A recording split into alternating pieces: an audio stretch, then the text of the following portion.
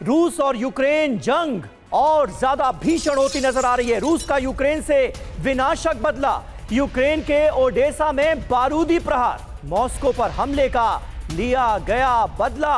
Odesa पर दागी विध्वंसकारी मिसाइलें रूस ने। और देखिए एक और बड़ी खबर रूस और यूक्रेन को लेकर। ओडेसा पर रूस का एक और बड़ा हमला। रूसी फौज ने ओडेसा पोर्ट को टारगेट पर लिया। 11 गेरॉन 2 ड्रोन से हमला किया गया। ये देखिए आप, रूसी हमले में यूक्रेन को भारी नुकसान।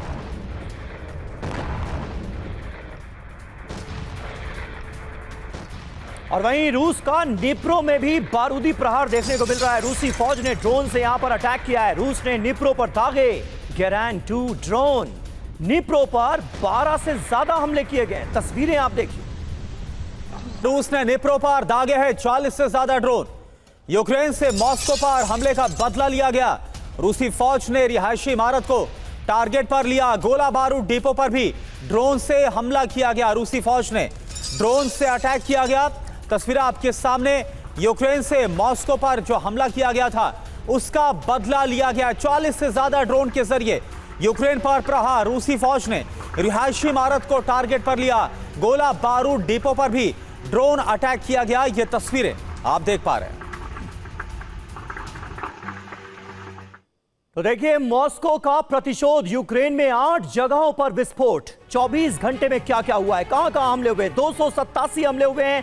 कीव ने 279 हमलों को नाकाम करने का दावा किया। इस वक्त प्रतिशोध की आग में जल रहा है रूस। कहां कहां हमले किए गए। ओडेसा में हमले हुए, निप्रो, खेरसन, डोनेस्क, ज़ेपोरिजिया, इसके अलावा खार्किव। ये वो तमाम जगह हैं जहां पर रूस की तरफ से हमलों को अंजाम दिया गया है। उनकी पूरी फहरिस्त, उनकी पूरी लिस्ट हम आपको दिखा रहे हैं। इसके अलावा सूमी को हमला करके दहला दिया गया है। निप्रो पेट्रोवस्क में भी धमाके की खबर सामने आ रही है। नुकसान का जहां तक सवाल है, 2 लोगों की मौत और 41 लोगों के घायल होने की खबर सामने आ रही है। जरूरी बात यह है कि यूक्रेन ने रूस पर 1000 से ज्यादा ड्रोन और मिसाइलों से हमले किए हैं।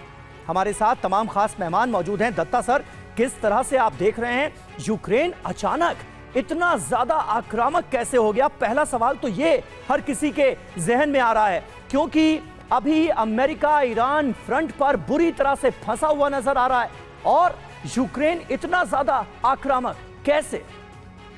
बिल्कुल समीर, देखिए ऐसा है कि 5 साल हो गए जंग को लड़े हुए, जो 2022 से चालू होकर आज तक लगातार चलती चली आ रही है।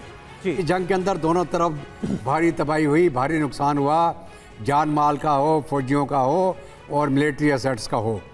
अभी जहाँ तक रूस का सवाल है, उसका रूस का जो एम था कि जो इलाका वो क्लेम कर रहा है, दोनबास लुहांस्क का इलाका, दोनस्ते का इलाका, उसके ऊपर ज़मीन के ऊपर लगातार उसने बढ़त बढ़ाई है और काफ़ी हद तक उस इलाके को उसने कैप्चर किया है। जहाँ तक यूक्रेन का सवाल है, जंग के अंदर बना रहा है वो, चाहे वो यूरोप की मदद हो, नेटो की मदद हो और अमेरिका की मदद हो।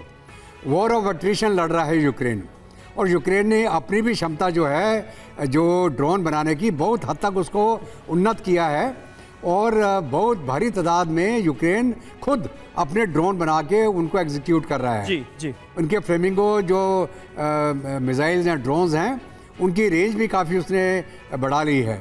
तो इसके माध्यम से अमेरिका के कहने पर और नाटो के कहने पर वो रूस के अंदर वो टारगेट एंगेज कर रहा है, जैसे उनकी रिफाइनरीज हो, उनके पेट्रोलियम। यानी एक बार फिर से सर, जो रूस और यूक्रेन के बीच तनाव है वो युद्ध को लेकर और ज्यादा बढ़ रहा है। एक दूसरे पर हमले एक बार फिर से और तेज कर दिए गए।